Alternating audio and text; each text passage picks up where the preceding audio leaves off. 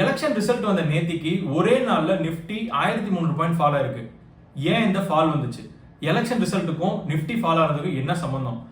நேத்து என் கொல்லை கிட்ட பேசிட்டு இருந்த போது அவர் கேட்ட கேள்விதான் அது. இந்த கேள்வி உங்களுக்கு இருக்கு அப்படின்னா வீடியோ சேவ் பண்ணிட்டு எண்டு வரைக்கும் பாருங்க. Welcome back to passive way. This is Muthukishore. Business பண்றதுக்கு முக்கியமா நமக்கு தேவைப்படுற ஒரு மூலதனம் வந்து பணம். ஸோ இந்த பணம் வந்து ஒன்று நம்மளே வந்து போட்டு இன்வெஸ்ட் பண்ணணுமா, இல்ல நம்ம ஃப்ரெண்ட்ஸ் அண்ட் ஃபேமிலி கிட்ட இல்ல ஃபைனலா வந்து இன்வெஸ்டர்ஸ் கிட்ட இருந்து வாங்கி நம்ம பிசினஸ் வந்து டெவலப் பண்ணுவோம். மார்க்கெட்ல நம்ம போடுற பணம் எல்லாமே இன்னொரு கம்பெனியினுடைய இன்வெஸ்ட்மெண்ட்டுக்கு தான் போகும். இல்ல கவர்மெண்ட்ன்றது என்ன? கவர்மெண்ட்ன்றது பேசிக்கலி யாரு? People who have elected few people among them to govern them. அதாவது தங்களை நல்ல வழி நடத்தி கொண்டு போறதுக்காக வேண்டி தனக்குள்ளரே இருக்கிற ஒருத்தர் வந்து டிசைட் ஒரு லீடரை வந்து செலக்ட் பண்ணி மேலே கொண்டு போய் உட்கார வச்சிருக்காங்க. ஸோ அவங்களோட டியூட்டி என்ன அப்படின்னா to make policies and create set of rules which will help take the country as a whole to another level. So நம்ம ஒரு நாட்டோட வளர்ச்சி பாதைக்காக வேண்டி நிறைய திட்டங்களை தீட்டி அதை வந்து இம்ப்ளிமெண்ட் பண்றதா வந்து கவர்மெண்ட்டுடைய பிரைமரி ரெஸ்பான்சிபிலிட்டி, பிரைமரி வேலை. இந்த கவர்மெண்ட் சொல்றவங்க வந்துட்டு தே create policies and they are the decision makers. So அவங்க சொல்ற ஒரு டிசிஷன் வந்து பிசினஸை ஹெவியா இம்பாக்ட் பண்ணும். ஃபார் எக்ஸாம்பிள், இப்போ ஜிஎஸ்டி அடுத்த மாசத்துல இருந்து 18% நீங்க பே பண்ண வேண்டியிருக்கும் அப்படின்னா அந்த ஜிஎஸ்டி அந்த விஷயத்தை செயல்படுத்துறதுக்காக வேண்டி பிசினஸ் வந்து சில இன்ஃப்ராஸ்ட்ரக்சர் இன்வெஸ்ட் பண்ண வேண்டியிருக்கும்.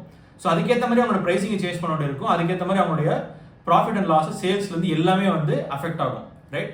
இன்னொரு எக்ஸாம்பிள், ஒரு ஏரியா வந்து ஸ்பெஷல் எக்கனாமிக் ஜோன் அனௌன்ஸ் பண்றாங்க. ஸோ அங்க வந்து இன்வெஸ்ட் பண்ற, பில்டிங் கட்டுற, அங்க ஃபேக்டரி போடுற ஆஃபீஸஸ்க்கு, பிசினஸஸ்க்கு வந்துட்டு டாக்ஸ் ரிடக்ஷன் கொடுக்குறேன் அப்படின்னு சொல்லி இன்வைட் பண்றாங்கன்னு வச்சுக்கோங்க.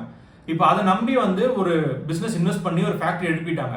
இப்போ அந்த கவர்மெண்டே திரும்ப வந்துட்டு இல்ல இது மீன் ஸ்பெஷல் எக்கனாமிக் ஜோனா இருக்க முடியாது, ஸோ உங்களுக்கு வந்து டாக்ஸ் பெனிஃபிட் கிடையாது, you have to pay tax அப்படின்னு சொல்லிட்டாங்கன்னா அந்த பிசினஸ் அந்த இடத்துல பண்ண இன்வெஸ்ட்மெண்ட் வந்து it will become a loss making proposition.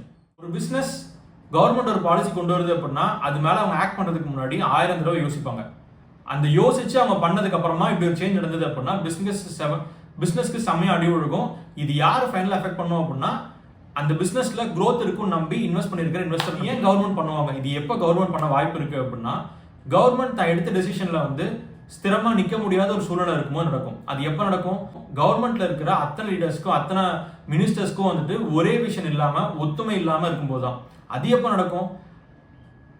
ஒரு இண்டிவிஜுவல் பார்ட்டிக்கு தனி மெஜாரிட்டி கிடைக்காத போது, ஒரு கோலேஷன் கவர்மெண்ட் அதாவது கூட்டணி ஆட்சி ஃபார்ம் பண்ணும்போது, அவங்களுக்குள்ள ஒரு கருத்து வேறுபாடு வரும்போது, இப்போ ஒரு பாலிசி இம்ப்ளிமெண்ட் பண்ணும்போது வந்து ஒரு கட்சிக்கு சாதகமா இருக்கிறது இன்னொரு கட்சிக்கு வந்து சாதகமா இல்லாத போது அவங்களோட டிஃபரன்ஸ் ஆஃப் ஒப்பீனியன் வரும்.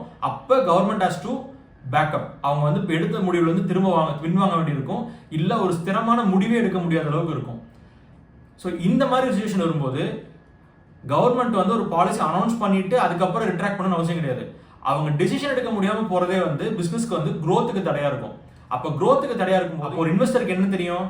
தான் அந்த பிசினஸ்ல நம்பி இன்வெஸ்ட் பண்ற பணம் வளராம இருக்கிறதுக்கு வாய்ப்பு இருக்கு. இன்ஃபேக்ட் லாஸ் ஆகிறதுக்கு நிறைய வாய்ப்பு இருக்கு. ஸோ அந்த சிச்சுவேஷன்ல ஆப்வியஸ்லி இன்வெஸ்டர்ஸ் தான் ஒரு கம்பெனி மேல இன்வெஸ்ட் பண்ணிருக்கிற பணத்தை வித்ட்ரா பண்ண ஆரம்பிப்பாங்க. விச் மீன்ஸ் ஷேர்ஸ் எல்லாம் வித்துட்டு கேஷா வெளியில எடுத்துட்டு வருவாங்க. சந்தையில ஒரு பொருள் அதிகமா வந்து விற்பனைக்கு வரும்போது என்ன ஆகும்? அதோட விலை ஆட்டோமேட்டிக்கா இறங்கும்.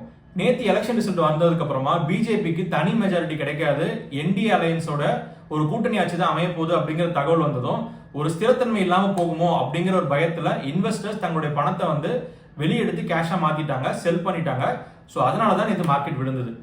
ஸோ இந்த நிலைமை எப்போ மாறும்? இது வந்து மாறவே மாறாது, இது இப்படிதான் இருக்குமா அப்படின்னு கேட்டீங்கன்னா இது மாறும். இந்த நிலைமை மாறணும் அப்படின்னா ஃபர்ஸ்ட் பிஜேபி பார்ட்டி வந்து ஒரு கோலிஷன் கவர்மெண்ட் ஃபார்ம் பண்ணணும். ஃபார்ம் பண்ற கவர்மெண்ட்ல வந்துட்டு they have to prove that everybody is having a unanimous view.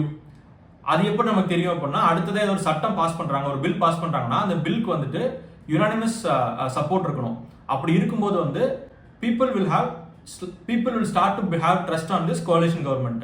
So இது வந்து ஒரு தடவை மட்டும் பண்ணா பார்த்தாது, அடுத்த 5 வருஷத்துக்கும் வந்து அவங்க அந்த யுனானிமிட்டியை வந்து விடாம அந்த ஒற்றுமையா இருந்தாங்க அப்படின்னா வந்து business leaders will trust this government and make their investments and make the money grow, which will in turn attract the investors and hence market will go up. இந்த விஷயம் ஃபண்டமெண்டலி நான் ஸ்டடி பண்ணி அண்டர்ஸ்டாண்ட் பண்ண ஒரு விஷயம் தான். அது இதனுடைய பர்சனல் ஒப்பீனியன் தான். ஐ மே ஆல்சோ பி ராங்.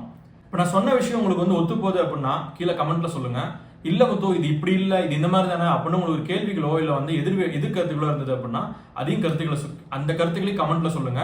நான் என்னோட அண்டர்ஸ்டாண்டிங்கை வந்து எக்ஸ்பேண்ட் பண்ணிக்கிறேன். நான் ஹார்மோனிக் அனாலிசிஸ் யூஸ் பண்ணி இந்த ரிவர்சல் பாயிண்ட்ஸ் எங்க வரும் அப்படிங்கறத வந்து ஐடென்டிஃபை பண்ணி சொல்லணும் அப்படின்னு நினைச்சீங்கன்னா கீழே கமெண்ட்ல ஹார்மோனிக் அனாலிசிஸ் அப்படின்னு சொல்லுங்க. அடுத்த வீடியோல நிஃப்டியுடைய சார்ட்டை ஹார்மோனிக் அனாலிசிஸ் மூலமா அந்த டேட்டா உங்ககிட்ட ஷேர் பண்றேன்.